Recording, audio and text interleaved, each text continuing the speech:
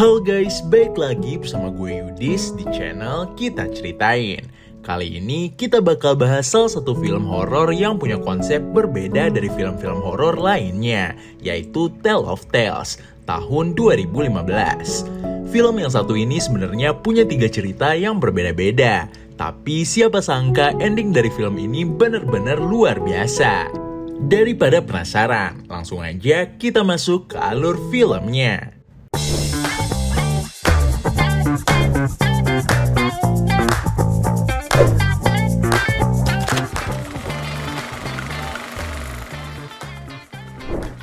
Cerita pertama mengisahkan seorang raja yang masih belum menemukan cinta sejatinya. Karena terlalu bosan hidup sendiri, ia seringkali mabuk-mabukan dan banyak meniduri wanita. Di lain sisi, ada 2 saudara kembar yang bernama Dora dan Ima. Kedua wanita ini memiliki kepribadian yang berbeda. Dora seringkali berbohong kepada siapapun, sedangkan Ima begitu polos dan lugu. Semasa mudanya, Ima dan Dora sama sekali belum pernah merasakan belayan seorang pria. Namun hal tersebut sama sekali tidak mengubur keyakinannya bahwa suatu saat mereka akan menemukan pendamping yang tepat. Suatu pagi, Raja mendengar suara nyanyian dari warga desa. Suara tersebut terdengar sangat halus dan lembut. Raja pun akhirnya memutuskan untuk mencari sumber suara tersebut. Siapa sangka, alih-alih suara itu berasal dari gadis muda yang anggun, rupanya suara itu bersumber dari rumah Dora dan Ima. Di balik pintu, Ima berusaha untuk memberitahu Raja bahwa mereka tidak seanggun yang Raja bayangkan. Namun hal tersebut dicegah oleh Dora. Akhirnya keduanya memutuskan untuk mengobrol di balik pintu. Dora meminta kepada Raja untuk memberikan keduanya waktu 1 minggu guna mempercantik diri. Raja pun menyetujuinya. Dalam waktu seminggu, Dora dan Ima berlomba-lomba mempercantik diri dengan mengencangkan kulit mereka. Dora membalut kulitnya dengan lakban, namun hal tersebut rupanya tidak berhasil. Sedangkan Ima memasukkan jarinya ke dalam mulut dan menyedotnya. Rupanya hal tersebut berhasil.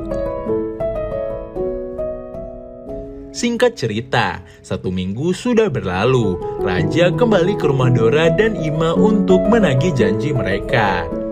Dengan idenya, Dora mengeluarkan jari Ima yang mulus itu ke sebuah lubang. Raja yang melihat tangan Ima yang mulus mengecupnya berulang kali. Akhirnya, Dora berjanji kepada Raja bahwa ia akan menidurinya dengan syarat semua lampu dipadamkan. Lagi-lagi Raja menyetujui hal tersebut. Suatu malam, Raja dan Dora akhirnya tidur bersama. Namun saat pagi hari tiba, Raja dikejutkan dengan wajah Dora yang keriput. Tentunya hal tersebut membuat Raja marah. Ia langsung menyuruh para pengawal membuang Dora melalui jendela. Untung saja, Dora selamat setelah tersangkut di antara pepohonan.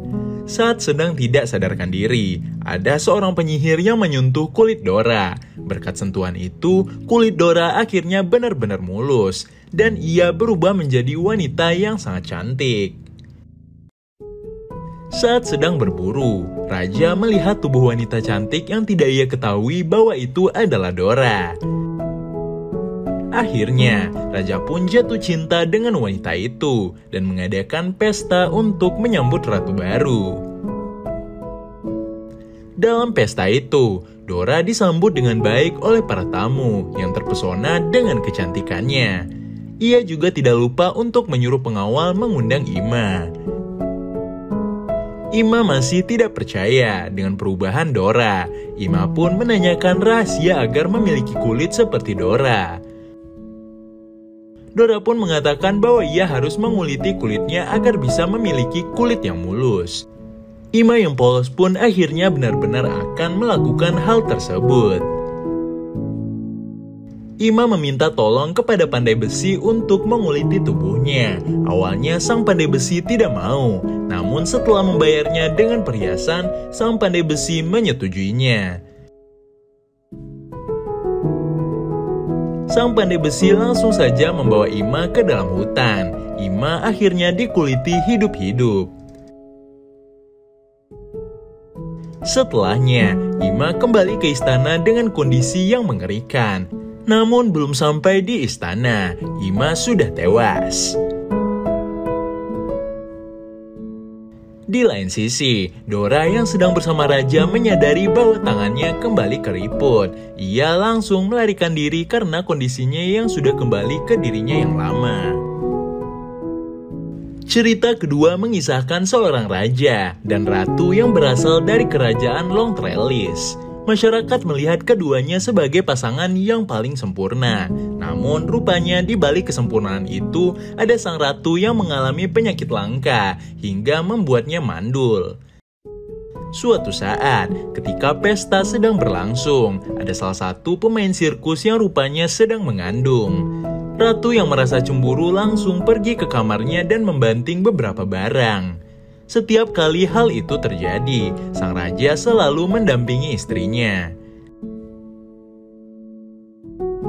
Tiba-tiba, ada seorang penyihir yang mendatangi keduanya. Penyihir itu mengatakan kepada raja dan ratu bahwa ia bisa membantu keduanya untuk mendapatkan anak.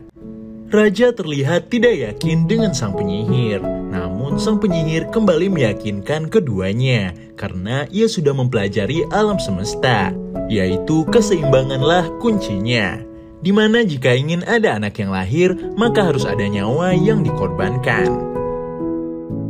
Suatu pagi, setelah menyetujui rencananya, sang penyihir menyuruh raja untuk mengambil jantung monster laut. Melihat monster itu sedang tidur, raja langsung saja menancapkan pedangnya ke tubuh monster itu.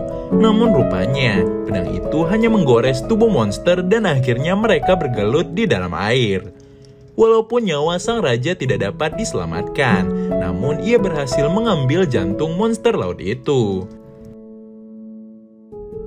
Ketika suaminya meninggal, terlihat ratu yang tidak begitu peduli dengan keadaan suaminya. Ia langsung membungkus jantung monster itu dan membawanya kepada pelayan untuk dimasak. Di dapur istana, jantung itu dimasak oleh seorang pelayan yang masih perawan. Saat memasukkan jantung itu ke dalam wadah berisi air panas, tiba-tiba saja sang pelayan merasa perutnya membesar seperti mengandung. Setelah matang, terlihat sang ratu yang memakan jantung itu dengan lahap. Singkat cerita, bayi yang dikandung sang ratu dan pelayan lahir bersamaan. Anak dari sang ratu bernama Elias, sedangkan anak sang pelayan bernama Jonas. 16 tahun kemudian, terlihat sang ratu yang hidup bahagia dengan anaknya yang beranjak dewasa. Walaupun berasal dari rahim yang berbeda, Jonas dan Elias benar-benar terlihat seperti anak kembar. Kebersamaan keduanya benar-benar tidak bisa dipisahkan. Ratu yang merasa kebahagiaannya direnggut menyuruh mengancam sang pelayan untuk menjauhkan Jonas dari Elias. Suatu hari, Ratu mencium aroma Jonas di pakaian Elias. Rupanya mereka bukan sedang bertukar baju, melainkan bertukar peran. Hal tersebut tentunya membuat Ratu marah dan mengusir sang pelayan dan Jonas dari istana. Sebelum meninggalkan istana, Jonas menancapkan sebuah pisau ke sebuah pohon hingga mengeluarkan mata air. Ia berkata bahwa selama air tersebut tidak berlumpur, maka ia baik-baik saja. Suatu ketika, para pelayan mengatakan bahwa mereka tidak bisa menemukan keberadaan Elias. Hal tersebut tentu membuat Ratu panik dan segera mencari keberadaan putranya.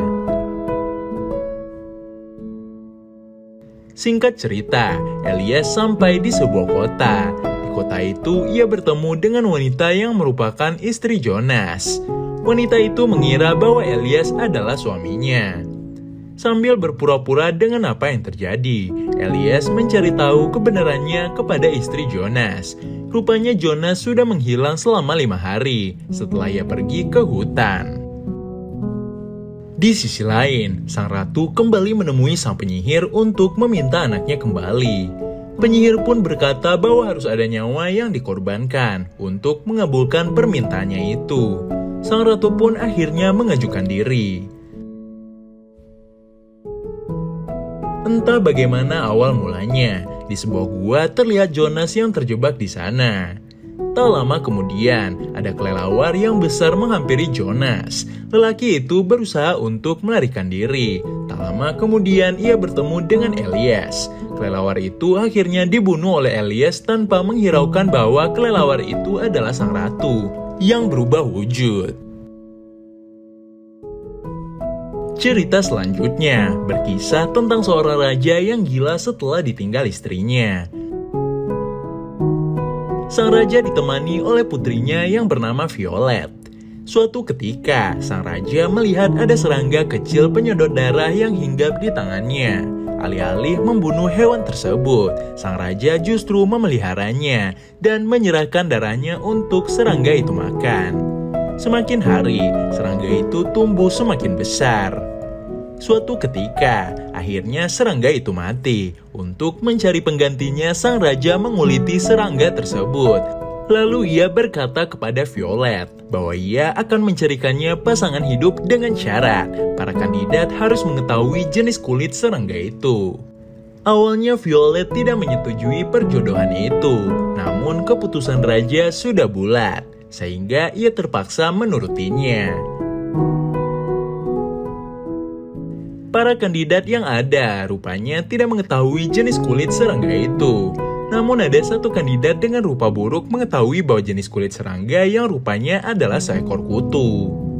Mengetahui rupa buruk calon suaminya itu, Violet melarikan diri dan berniat untuk lompat dari atap istana. Sang raja yang melihat itu mencoba untuk membujuk putrinya dengan dalih bahwa raja dan ratu harus menepati janjinya kepada masyarakat. Secara terpaksa, ia akhirnya menyetujui ucapan sang raja dan menikahi pria itu. Setelah menikah, Violet dan suaminya tinggal di sebuah gua yang jauh dari istana dan dikelilingi tebing yang curam. Hari demi hari, Violet merasa hidupnya sangat menyedihkan. Suatu ketika, Violet melihat ada seorang gadis di seberang tebing. Ia mencoba meminta tolong kepada gadis itu dengan menjelaskan bahwa ia adalah seorang putri yang diculik. Namun gadis itu akhirnya menolak karena tidak ada yang bisa ia bantu. Keesokan harinya, wanita itu kembali bersama dengan keluarganya untuk menyelamatkan Violet. Melihat istrinya dibawa oleh orang lain, pria buruk rupa itu mencoba menyelamatkan Violet karena ia mengira bahwa Violet hendak diculik. Saat sedang melewati sebuah tali, tiba-tiba tali tersebut diputus sehingga pria buruk rupa itu terjatuh. Di sebuah kereta, Violet berpesta bersama keluarga yang menyelamatkannya itu.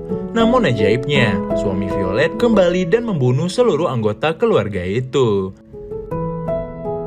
Violet yang akhirnya kembali kepada suaminya, berpura-pura berterima kasih, dan membunuhnya. Setelah kejadian itu, Violet kembali ke istana dengan membawa kepala suaminya. Melihat hal tersebut, sang raja akhirnya menyesal karena telah membuat putrinya berubah menjadi monster. Cerita ketiga ini akhirnya ditutup dengan Violet yang dinobatkan sebagai ratu tanpa pasangan yang menemaninya. Sebenarnya, ketiga cerita tersebut memiliki ending yang sama, yaitu bercerita tentang tokoh masing-masing yang mencari kebahagiaan mereka, walaupun akhirnya gagal meski sudah mendapatkan apa yang mereka inginkan. Nah, itu dia singkat cerita dari film Tale of Tales. Kira-kira enaknya kita bahas film apa lagi ya? Coba komen di bawah. Jangan lupa juga untuk like dan share video ini ke teman-teman kalian. See you in another videos.